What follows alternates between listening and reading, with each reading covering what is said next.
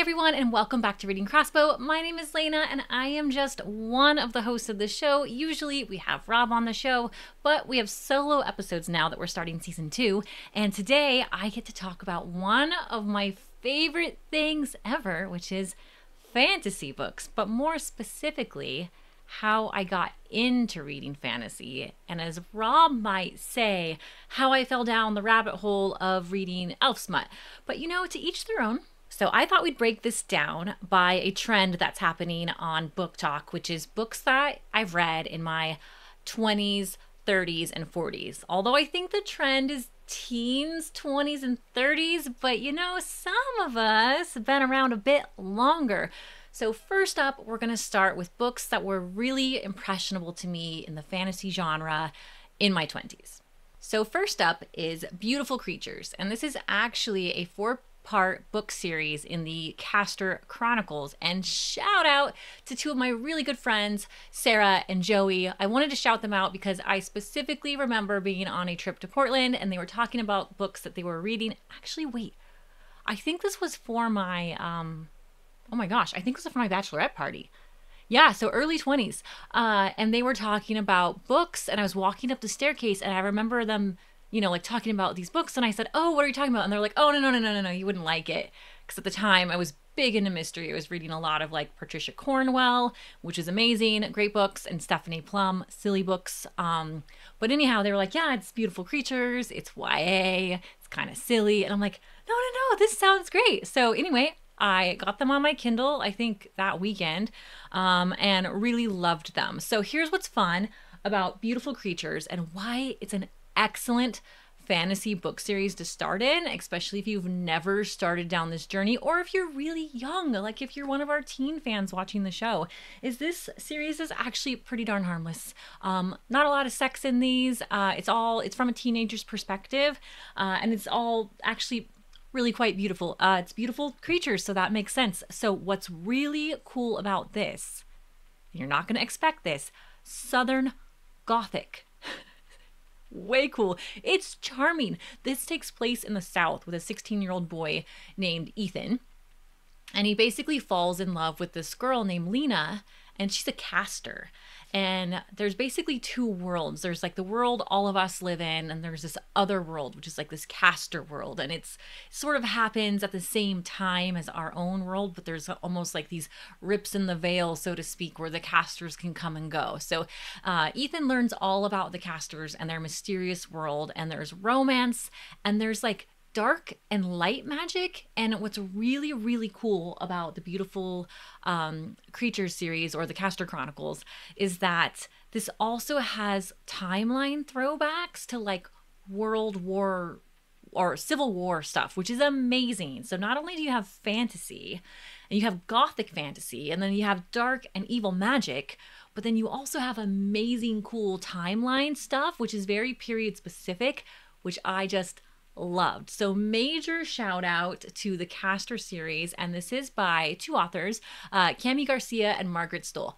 Great series. So continuing our books that shaped me in my 20s, and this is actually early to mid 20s, was the Divergent series. And I'm missing one here. I have an additional book, which is a POV from 4, which is the male character in the series, the love interest.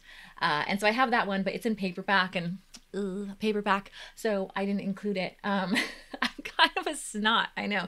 I should also say I take my book covers off most of the time. I'll pull up an image, but I display my books on my wall without like the shiny glossy covers. A lot of people love their covers. I just don't.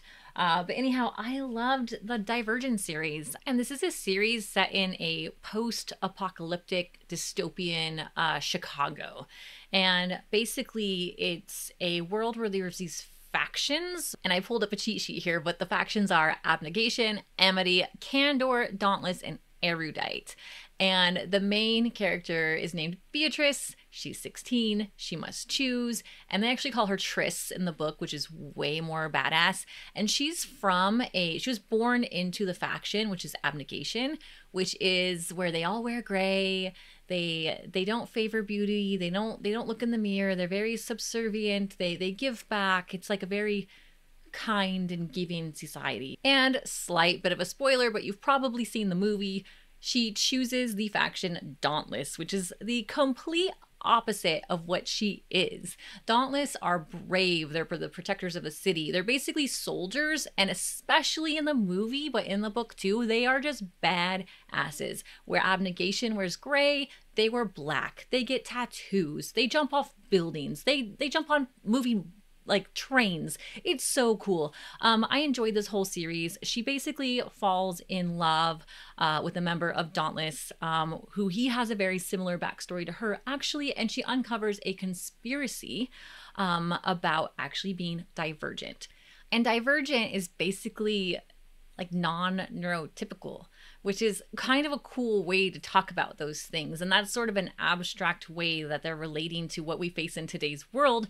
But in this like really cool tech way also, they try to find out what makes her divergent or not make her fit into the norm.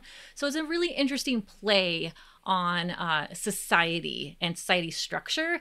And it's just so cool. I love the story. It's also very innocent, so great for teens. It takes to the third book before things get serious, and at that point your young reader, as long as you have talks with them, should be prepared for that. And I actually might do a series someday on romantic books that are in the fantasy genre that are great for teens, but this is one of them. Really, really good.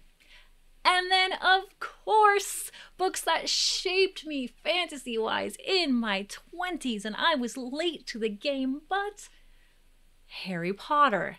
Now, I'm hesitant to bring up Harry Potter because we all know, and if you don't know, just type it online, you'll find out. The author, J.K. Rowling, is, well, she's very controversial now, and that can cause a lot of drama.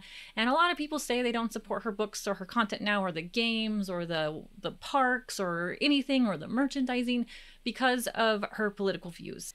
So I don't want to stir up any more drama around this. All I'm saying is that this shaped me when I read them. Again, I read these way past when they debuted. I actually worked at Walmart. It was one of my first jobs, and I remember people lining up around the store to buy these books, and I thought it was so funny, and people were in cosplay, and at that time, I'd never heard of cosplay, although I've done cosplay myself now. I just thought they were so weird, and why? What's the phenomenon behind this book? What's so special about it? But if you haven't read Harry Potter, if you've only watched the movies, I strongly suggest that you read them. If you can pull yourself away from the political drama, I understand. If you don't want to read them, I get that too. You know, whatever works for you. I'm just saying they shaped me. I love these books. I love the characters, and they will forever be in my heart. And continuing our journey of books that shaped me in fantasy, we move on to my late 20s. And I'm not going to pull up the full shelf because I have so many of these books. I think I only even took one video. I have a whole nother shelf of these books, but I read a lot, and I mean a lot, of World of Warcraft. This is when I really started getting into gaming, was in my late 20s. I started playing a lot of Hearthstone. I was even a Hearthstone streamer for a while. So because of that, I got really, really big into the lore and pretty much read every single World of Warcraft book I can get my hands on. Again, the image or the video that I pulled up does not show it all. I also read the Chronicles and some of the comic books. I believe there's a web comics. Like, if it is World of Warcraft, I've read it. World of Warcraft is also it's just a beautiful fantasy story. Like, if you don't like video games, you're not into that, the lore is just stunning. Elves and orcs and different creatures, power and magic and sorcerers and love, lots of amazing love stories. And it's a beautiful series. Pick it up. Don't let the gaming genre have you judge it. It's great fantasy books. If you choose to start on your Warcraft journey, I would start your journey with Rise of the Horde. It is my favorite World of Warcraft book and is the best place to start. And of course, Eragon. Where would I be? Where would we all be without Christopher Paolini? Like, I heard the movie sucked. I haven't watched it, but this series is a fantastic story about a boy and his dragon. His dragon is a wonderfully funky female dragon named Saphira, and she's just fantastic. So he can communicate with this dragon through his mind, so telepathy, and it is so complex. The interesting thing about this author is I believe he wrote Eragon when he was like 15 or something like that, and it was published perhaps around 17. So a tremendous book for such a young author and an amazing story. And then it just continues from there. There's 5 books. I haven't read all 5 of them. I read these 4. I just picked up Murtaugh last year, which is the final story. It's new, which is why it still has its cover. I haven't taken it off yet, and I cannot wait to get my hands on this. Super excited about it. But yes, this is basically a classic now. Like, it's, for me, it's right up there in terms of classics with like Shannara Chronicles, or as much as I love Mistborn. This is a very, very loved fantasy series for me, and definitely shaped my fantasy reading in my late 20s. All right, so last bit of my 20s, I couldn't fit them all on the screen before, but these are the books that I read to round out moving into my 30s, was the Hunger Games series and the Game of Thrones series. So, oh, and also the Shannara Chronicles, which I do not have here because that book was really, really high up on my shelf. I think I've shown pictures before, and I just didn't want to climb all the way up there to reach just one book. But Shannara Chronicles, I read 1 of 3. It's a book of 3 compiled. I read the first one. I didn't get to the second and third because Terry Brooks, for me, is a difficult author to read. He writes very lengthy descriptive chapters, which if you like that, that's fantastic. But you might have heard me ramble about this on the show before. He could literally have you like wandering through a forest for like 3 pages and like nothing has happened, but like you know exactly what that forest looks like, and that's great, but like bit of a snooze button. I did watch the Shannara Chronicles on MTV and I loved it. It's campy and terrible. It's awful. I loved it. It's awful. Hey, I loved it. So Shannara Chronicles also has a special place in my heart just for that horrible MTV show. Moving on, fantasy books that shaped me. Game of Thrones. I actually only read the first 2, but I watched the series. And not going to go too much into the plot. It's just too much of it. But kings and queens and fighting and trying to take the Iron Throne. And in there's dragons. And then there's like scary little children that have weird mystical powers. And it's basically phenomenal. The whole story is amazing, and Hodor! So you basically just need to read this fantasy series, or hey, listen to it, because George R. R. Martin's actually kind of difficult to read. Not necessarily one I would suggest if you're new to fantasy reading, but if you've been around a bit, you've read a bunch of fantasy, definitely pick these up. They're great. I do plan on reading the other ones at some point, but you know, hey, I watched the series. I liked it. Ending, yeah, we might not agree on it. It was a bit funky, but hey, it happened. I like it. House of Dragons is great.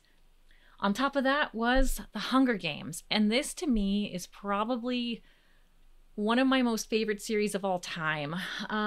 It's not necessarily fantasy, just like Divergent wasn't so much fantasy. It's almost more superpowers when it comes to Divergent, with their skill sets. Not even superpowers. It's just you know, it's dystopian. It's fun. So this is also dystopian, and it is about a main character, Katniss Evergreen. You've probably seen the movies, but I'll sum it up. And there's 12 factions, and they have a reaping, and they pull a boy and a girl from this reaping to fight for their faction in these Hunger Games as a reminder for the factions rebelling I don't know how many years ago. But basically she has to survive this arena and be the last person standing. And it's a phenomenal book. And outside of the first one, throughout the series, there's this plot and this plan to overthrow the Capitol again. So amazing series. A new book is coming out. You can watch actually one of our most recent episodes about the books that we have on pre-order for 2025, and that is one of them. All right, time to introduce you to my 30s. Or, as I should say, my early 30s, because I read a lot of books, so this is just part of it. And keep in mind, I'm not talking about all the other books I read. I'm only talking about fantasy in particular today. So what got me down this rabbit hole? Because lately I'm reading Sarah J. Maas and Cassandra Clare. Like, why? What led to all the elf smut? Well, you wouldn't think that books like The Expanse would get there, but kind of does. So let's talk about this. So, Cassandra Clare the Mortal Instruments, or as some people would say, the Shadowhunter series. It's like the Shadowhunter world, because this first series is the Mortal Instruments, and then we have the Infernal Devices, and then there's like some standalone books. There's more books than this, and I have them. They're on another shelf. I love this series. It's one of my top series of all time, and I just love Cassandra Clare. We'll talk more about Cassandra Clare at the end, because now that I'm in my 40s, we've got to talk about that. So basically, this is a book about our human world, and similar to Beautiful Creatures, there's sort of this other world, or that's veiled, so to speak. Like, we have vampires, and we have werewolves, and we have all sorts of creatures that we read about that live in our world, but they're veiled. Some of them have glamours that they wear to kind of disguise themselves. So we have Clare, who is our main character, and she lives in the mortal world, and that's, you know, partially why this is called the Mortal Instruments. And she stumbles upon the other world of the Shadowhunters. So basically, she's able to see something kind of behind this veil one day, and she's like, what the heck was that? And one of these Shadowhunters was like, wait, did I just get spotted? And so then we kind of start unwrapping this mystery of like why she could see him. And as they start kind of delving into this, we find out that Clary herself has a past that's been hidden from her. So then through all these books, we sort of dive into the world of the Shadowhunters. And basically the Shadowhunters are like the balance in this world of creatures, and they keep the demons away, and it's a balance of good, evil, creatures, humans. It's amazing. I'm not going to go too much into it. Oh, and there's angels too. Angels, I should throw that in there, and a powerful sword. And you know, it's amazing, and it's one of the best series I could recommend for young teens, because Clary, our lead character, she does eventually get intimate with her boyfriend. I do want to bring that up. But it happens in the very, very last book. And by the time they get there, she's like a young woman. So she starts out as a teenager. The book grows with her. And I think that's great. And so for like a young teen kind of getting into more like adult content books, or books that have just like, you know, more complicated storylines, this is actually really healthy and a great place to start. And it's fine, and it's just really a good story.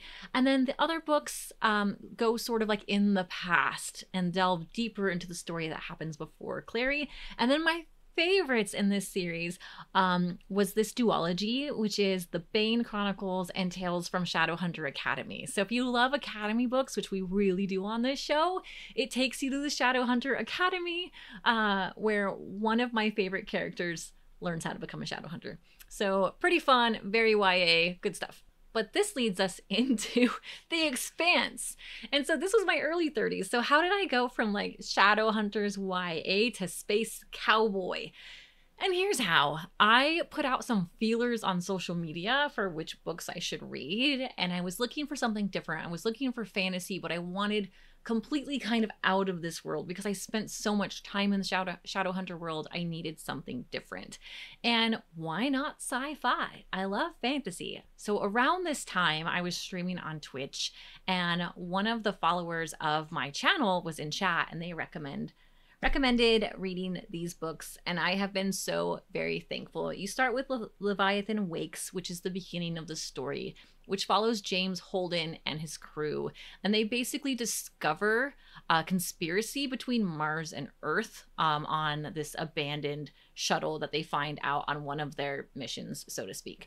So it's amazing, because if you love epic fantasy, then this is basically epic sci-fi, because they world travel and the characters are just amazing. Rob talks about this book a lot too. I'm not going to go too much into it. You can actually, if you're curious, pull up, I think it's Amazon has it. It is a series, and watch the first few episodes and tell me you're not hooked. And if you're not hooked, then I don't know what to say, because the books are so much better. Mostly male perspective, but there's female perspective too. And Sibylla Byrne, which is the fourth one, is actually one of my favorites, because a lot of it is from this female's perspective in this research society on a new colony on a new planet. So epic sci-fi, space cowboy, love and adventure and exploration, guns, fighting, sassiness, raunchiness, space sex. Like basically fantastic. Cannot shout it out enough. All right, so we are going into my late 30s, almost 40 now, fantasy journey. And you might wonder how I go from the Expanse to here. Well, let me tell you. After I had such a good experience taking recommendations through Twitter and through Twitch, I decided to reach out again. And the same person who recommended The Expanse actually recommended Mistborn. And I was like, well, I trusted them once and it was fantastic. And you know what? This person just has amazing taste in books, because I went straight from Space Cowboy, which I'd had enough of, by the way, to one of the most epic fantasies of modern times that you'll read. Because this is Brandon Sanderson. And if you haven't read Brandon Sanderson, then you are missing out, because he's one of today's most prolific modern fantasy authors. And the sheer amount of books that he's written is just as daunting as it is impressive. I'm not sure that I'll actually ever get through them all, but Mistborn is almost superpower-like in a way. Rob talks about the difference between superpowers and like fantasy and magic all the time. And basically some people are born not with powers, but with the ability to use certain metals that give powers. So it's more that they're blessed with the magic that allows them to use enhancers, so to speak. So in this book, people who have this ability are called allomancers, and they can burn metals. So it's one of the coolest magic systems I've ever read. And we talk about this a lot on our Mistborn episode. You can go back and watch that. It's one of our most popular episodes on the show. So take a look. And basically the main character, Vin, doesn't know that she's blessed with these abilities. And this is very similar to some of the other books I've mentioned on the show, where they need to take down like the Capitol, like in Hunger Games, or in Divergent, like uncover this conspiracy, right? So similar, but they have to take down the Emperor. But it's like much more complex than that. And the magic building, especially like the push and pull of the magic, is so amazing. And Vin is a really great character. You will just fall in love with Vin. And it is a 3-book series, but the world continues from there. But the Mistborn first series is just 3. So I would absolutely start here. There's lots of blogs that say where to start with Sanderson, and a lot of them will agree that you can start with Mistborn. These 3 books stand alone on their own. Some other books will have spoilers into this world, so you definitely don't want to touch those. These 3 are safe. I mean, you can touch those, but after you read these 3. Amazing. So good, so good, so good, so good. Watch that episode. So what came after Mistborn was Shadow and Bone. And why is that? I had watched the first season of an amazing show called Shadow and Bone on Netflix. And I was super excited when I found out that there was books, because I finished the first season and I was like, I can't wait for the next season. Like, what am I going to do? And then I realized that there was books out there and I'm like, oh my goodness. And I just dived in, and this was my first experience with Leigh Bardugo, and she's just a fantastic author. If you liked the Potterverse, like how we call Harry Potter the Potterverse, then this is another verse for you to get into, and it is immense. Bardugo does a fantastic job of creating this world. So one thing that's cool about this magic system is that there's different types to it, and we have like elemental summoners. So we have like people who can summon water and wind and fire, and you're just blessed with this gift. You're born with it or you're not. And then there's people who come around and test even small villages to find out if people have this power. And that's where we stumble upon our main character. And she hides her power by basically like sheer willpower. She essentially cuts her hand so bad that all she can do is focus on the pain. So she can't perform the test properly when someone comes to test her to find out if she has a power. So she goes undetected, which is basically a really good thing, because we end up finding out she has one of the most powerful powers ever. Outside of the people who can use elemental magic, you also have people who can just do amazing things. There's healers, and they can like basically stitch up your body. And the way that this is described in this book is better than any other book I've ever read, ever, on how that works. Usually they'll say like, oh, they mended my body, or it took a while to repair, or I stitched myself up. But this goes deep into like the cellular level of like them taking a while and knitting all the fibers together. And it's so cool. And there's heart renders who can control your heartbeat. They can basically like slow it down to almost death, and they're often used as a way to torture people or get information out of people. So the system is very complex. And I just realized, oh my gosh, moment, you guys are getting this on camera, there's light and dark magic, and this is my first experience ever with Shadow Daddies. Holy crap. I thought this whole time my first experience with Shadow Daddies was like in Throne of Glass and ACOTAR and all of that was Sarah J. Maas, but no, it's Bardugo. Oh my gosh. Anyway, I'm leaving that in here. I'm not editing that out because I forgot that this was my first experience with that, because our main character, she basically falls in love or has a love interest with the bad guy. He's a bad guy in this one. It's not good like in the Maas versions where Shadow Daddies, like you kind of want to be with them. Like this guy is evil, naughty. So anyway, tangent, but fun and worth it, because I actually think now this is what stumbled me into elf smut. But anyhow, things you need to know about this series. If you loved the Netflix series but haven't jumped into the books, this is very important, so listen up. These first 3 books are the main 3 books about our main character. And this is like the main story about the Sun Summoner that Netflix covered. However, these books are slightly boring compared to the rest of the books, because this duology, Six of Crows and Crooked Kingdom, this is what Netflix did to make these books interesting. So these books are complex. They talk about the magic, they talk about the verse, they talk about the power struggle, trying to balance the good and the dark in the world. But they made it more interesting by bringing in the characters from these books. So Six of Crows and Crooked Kingdom is actually the better books. It follows these band of thieves, essentially, that are working their way up through the city to like gain respect, and they use their powers to do it. And it's really cool. I love it. And this book series is the best. So anyway, if you love Netflix, just know that the best characters were taken from this one and added to these ones. So start here, definitely start here. And then move on, read Six of Crows and Crooked Kingdom next, and then follow up with King of Scars and Rule of Wolves. Very good. All right, now we get into rounding out my 30s. I'm about to turn 40. This is like 38, 39 when I'm reading these. And as you just saw in my epiphany in Shadow and Bone, now you know why I am here. Although I didn't know why I was here. I think my phone was listening to what I was watching and reading, and I started seeing TikToks, book talks around these books.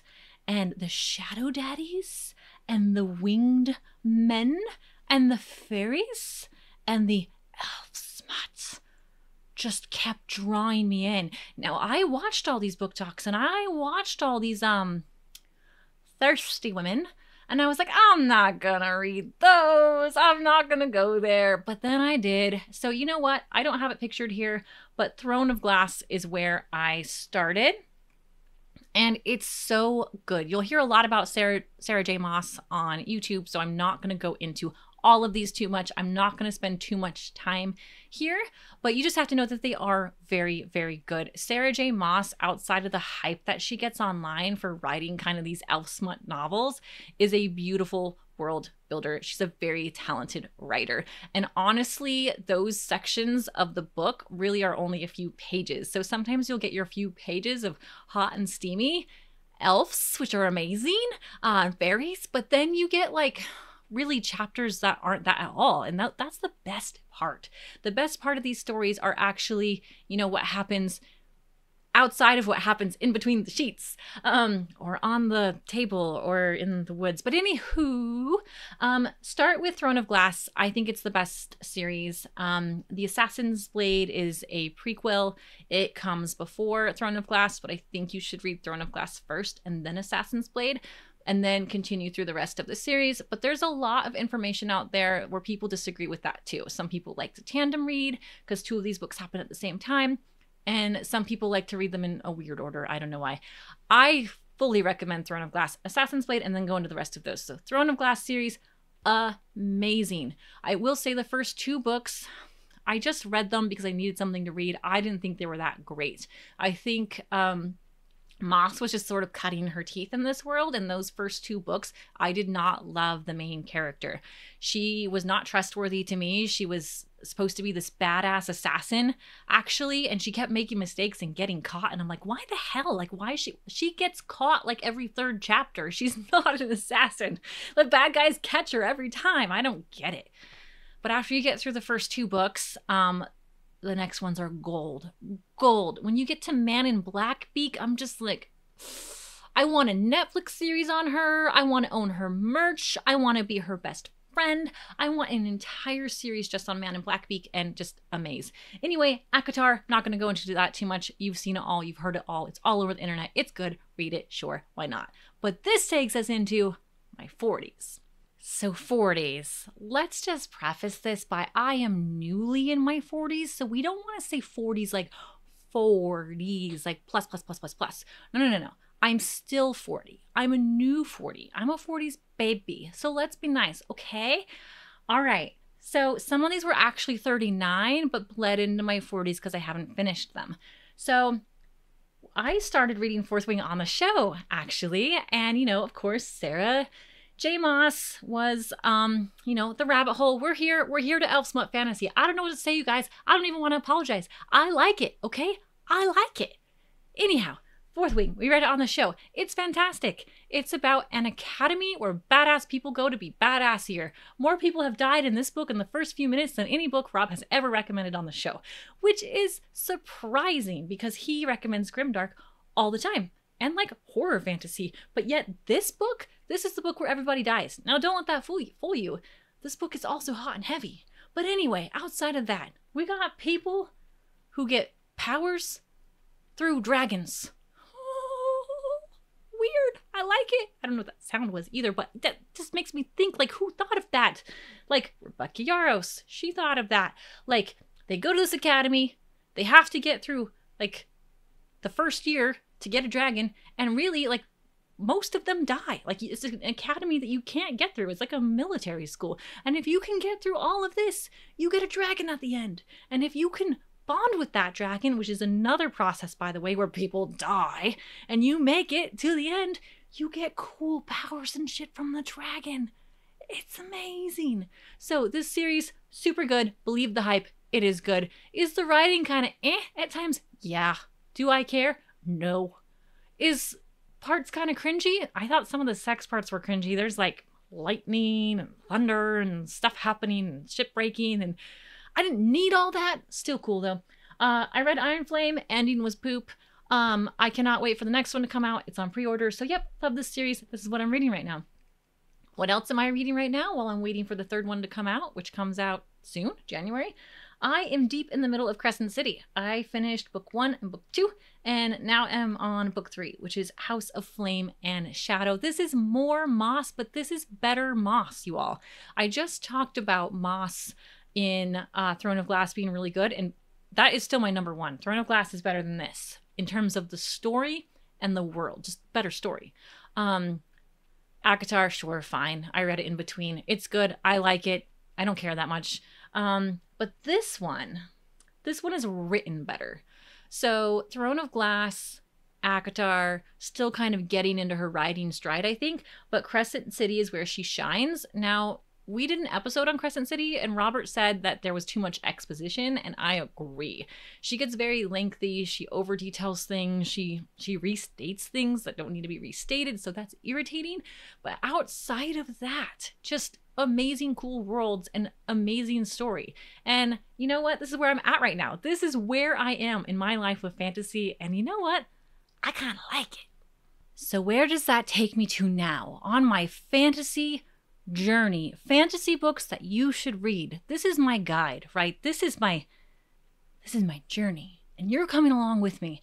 What is next? All right, so what's next is basically whatever Rob throws at me on the show, but then there's also my TBR, and this is only part of my TBR, but the important fantasy part that we need to talk about, well, some of it. So After reading so much elf, smut, fantasy, so much Maas, where am I at? Well, I'll definitely be diving into more Sanderson. I want to get more into the Mistborn world. I'm super excited about Allomancy and learning more about that, so that's happening. I don't have those books here to show. And then Pierce Brown. I think it's very important to talk about Red Rising because that honestly should have been a book series that I read by now, and I haven't. So Pierce Brown, this is a book series that is basically revered in the fantasy world. Like, it's modern fantasy, so a newer writer, and just amazing. Everybody says if you don't like fantasy, you will still like these books. So I'm very, very, very excited about it. I think someone said, I don't know if this is true, like Hunger Games in space or Hunger Games something. So anyway, excited about this. And then these other books are just on my TBR. All the Light We Cannot See, Kite Runner. You know, I kind of got burnt out a bit on some elf smut, so I feel like I need some more substantial reading. So that's why these are on here. Voyage of the Damned just had a really cool book cover. I'll be totally honest. I saw this at Barnes & Noble. The spray is amazing, and I want to say it had one of the coolest maps I've seen, and you guys know how much I love my maps. I think there's 2 of them. So oh yeah, this is like rich. This is rich content. This is so good. There's so much cool like pages. Look at these signets. Like, I think this might be one that we read on the show too. I'm not sure yet, but like love books like this. So hoping it's as good as the cover and all the art is. It's really the only reason I bought it. And 5 Broken Blades was recommended to me by Amazon. So there you go. My guide from beginner to advanced fantasy reader. The journey I took to get here. I hope you found that informative. I hope it inspires you to maybe start where I started, you know, and hopefully even end up where I'm ending up, because I think this path on fantasy reading has been fantastic. Also, thank you for watching the show. Please subscribe if you haven't yet.